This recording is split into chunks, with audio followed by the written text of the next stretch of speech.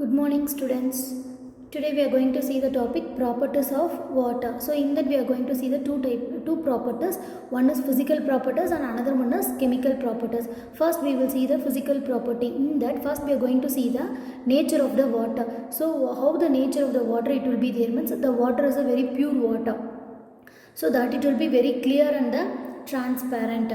So the water that it will not have a color.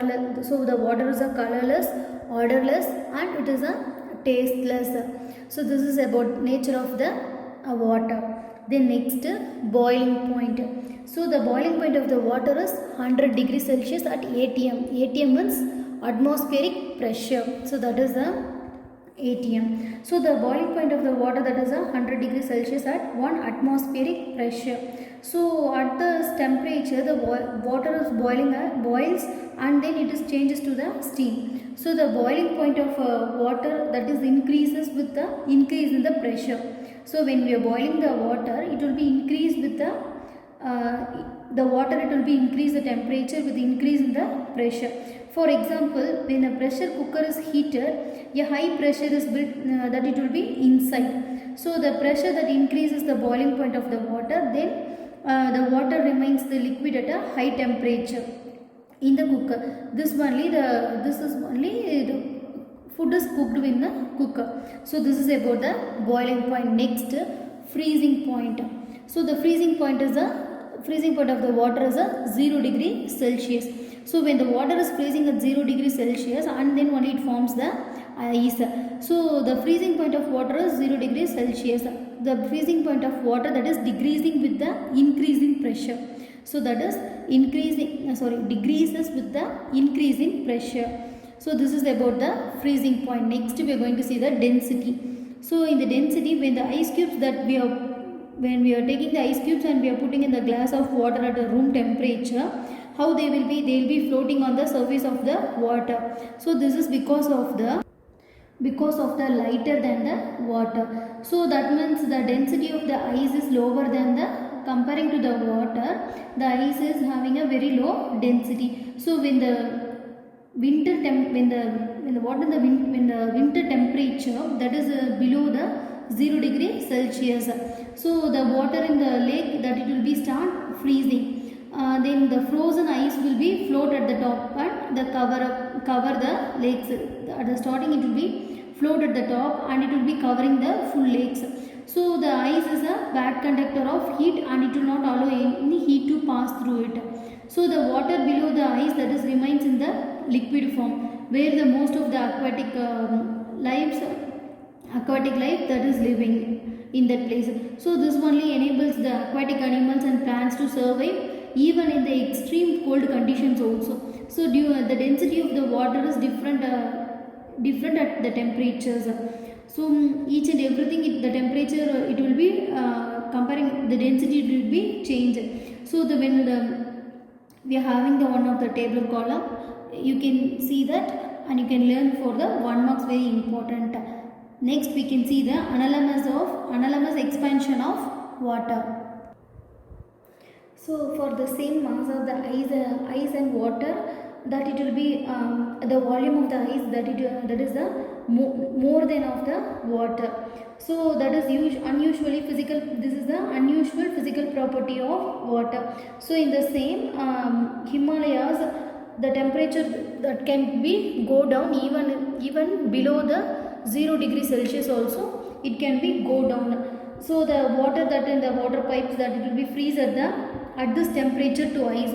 The water pipe is there, in that also it will be become the ice. The water, it will be become very ice if the pipe quality is not strong, and that it will be that it may leads to crack, otherwise that it develops the leakage, or sometimes it will be burst. That is based on the quality of the pipe only. So this everything is because of the freezing of water, that will cause an expansion in the volume. So the water that becomes the ice cube, so at the time it is getting expanded. So because of the expansion only, the pipe either it may be burst or it will be having a leakage. Because of this only, that problem we are facing.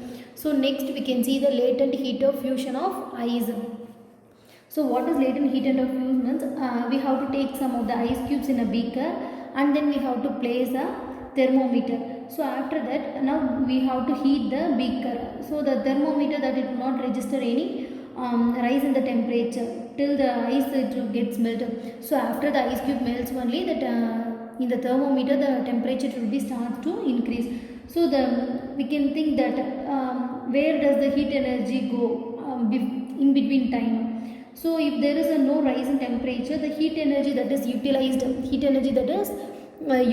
in changing the state of ice from the solid to liquid. So the amount of heat energy that is required by ice, how much energy is required by the ice to change the water into the change ice to water. So that is called as the latent heat of fusion of ice. So that process is called as the we are changing the ice cube into the water. So that changing process is called as latent heat of fusion of ice. So the ice that is having the highest latent heat of fusion, for example, that is 80 calories per gram. Otherwise we can say in the joule, if you are saying means 336 joule per gram.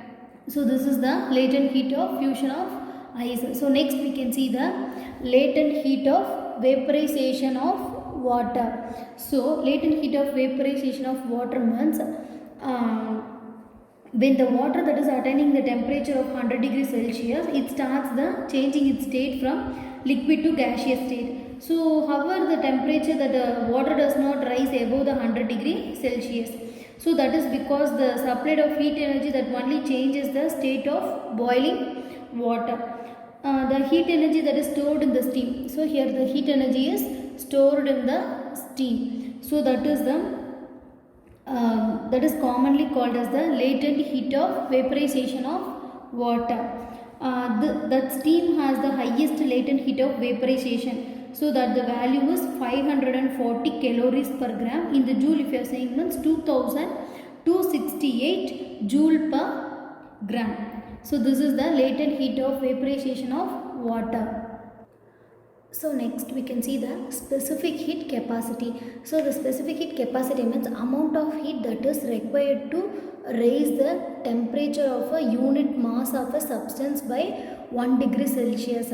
So that is known as the specific heat capacity. So we need amount of heat to rise the temperature of a unit mass. So that is known as the specific heat capacity. So the specific heat capacity of water that is very high. So 1 gram of water that requires the 1 calorie of heat to rise the temperature by 1 degree Celsius. The water requires 1 calorie of heat to rise the temperature. If it want to rise the temperature for 1 degree Celsius means it needs a 1 calorie of heat. So due to this high specific heat capacity, the water is takes time to become hotter as well as to cool down also. So the water can absorb the lot of heat and retain it for the longer time. So this property that is used to cool the engines, the water that is circulated around the car engine for using the radiator pump and heat, and the heat is also absorbed. So the engine that is protected from the getting the too hot. So from that it is avoided. So next we can see the chemical